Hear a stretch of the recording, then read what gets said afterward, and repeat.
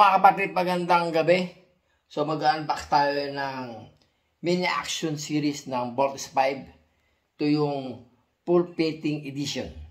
So ngayon, simulan na natin. So ito nga harap niya at ang tagliran. Tapos tingnan natin yung likuran. Ayan, nakikita nyo si Voltes 5 kasama ang kanyang ultramagnetic top. Tapos sa gilid, drawing na naman.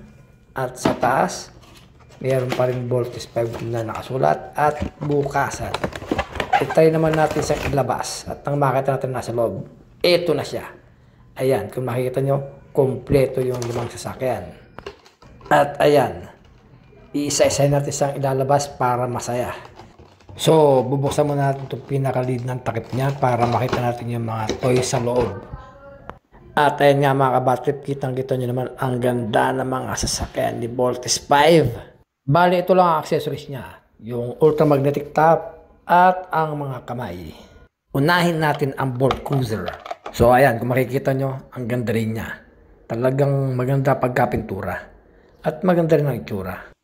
Hindi ko na nga pala sila itatransform kasi sila gagamitin kong pang vehicle mode. Tingnan nyo, ang ganda ng mukha. Detalyado din siya kahit maliit siya. Pero kung para mo sa malaki, siyempre mas maganda yung malaki. Ito kasi cute lang.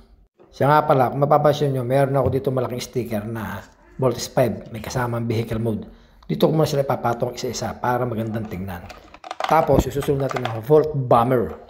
Ito yung magsisilbing arm ni Voltes 5. Kung ikumpara mo ito mas malaki, mas type ko yung pagkagawa rito kasi mas mukhang matibay kesa sa mas malaking version nito. Mamaya pakikita ko sa inyo kung ano pagkakaiba.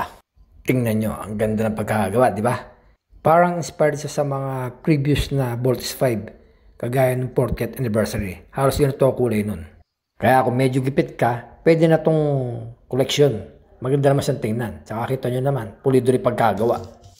Napaka-cute personal. So, isunod muna itong bolt frigate niya.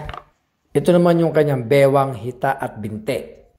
Yan, kita nyo naman, maganda rin pagkagawa. Mukhang pulidong-pulido. Kaya hindi ka madidisappoint kung bibili ka nito. So, ilagay muna natin siya sa tapat ng kanyang drawing para masaya. Tapos, isunod muna natin yung Volt Panzer niya.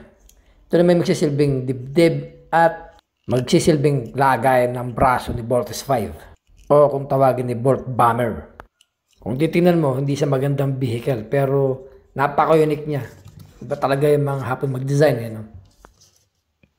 So, ngayon, isusunod naman natin yung pinakapaa niya. Ito yung tinatawag nilang Volt Lander.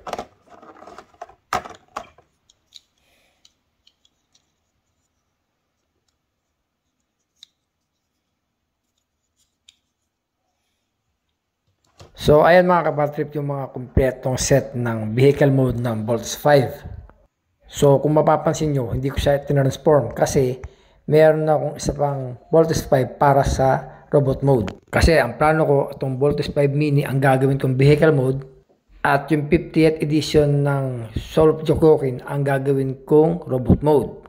Para hindi na ako mahirapan mag-transform pa.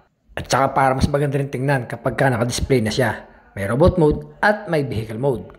Kaya watch for the next video. Sige na, bye! Mwah!